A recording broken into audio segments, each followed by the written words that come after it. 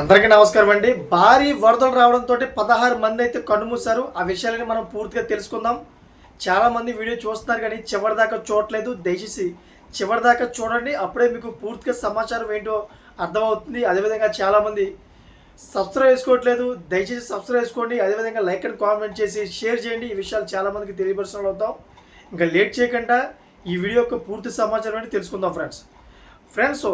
భారీ వరదలు సంభవించాయి. ఎంత భారీ వరదలు అంటే 30 సంవత్సరాలు రికార్డుని బదలగొట్టాయి. ఈ 30 సంవత్సరాల రికార్డుని బదలగొట్టడంతో అక్కడ 16 మంది అయితే కన్నుమూశారు. 43,000 ఇల్లులు మొత్తం కూడా దెబ్బతిన్నాయని చెప్పేసి వార్త అయితే మనకు వచ్చింది. అయితే అక్కడ ఉన్నటువంటి ప్రజలందరూ కూడా తీవ్ర ఆందోళనకు గురవుతున్నారు. ఎందుకంటే సరైన సమయానికి ఫుడ్ దొరకట్లేదు. అదేవిధంగా కరెంటు మొత్తం ఎక్కడ కూడా లేదు.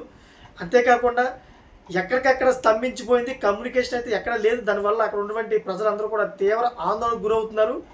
మరి దాని గురించి అయితే అక్కడ ఉన్నటువంటి ప్రభుత్వం చాలా దిగ్భ్రాంతికి లోనయ్యి హెలికాప్టర్ల ద్వారా అయితే వాళ్ళకి సహాయక చర్యలు అయితే చేస్తూ ఉన్నారు. కానీ చాలామంది అయితే చిక్కుకున్నారు వరదలు అని చెప్పి తెలుస్తుంది.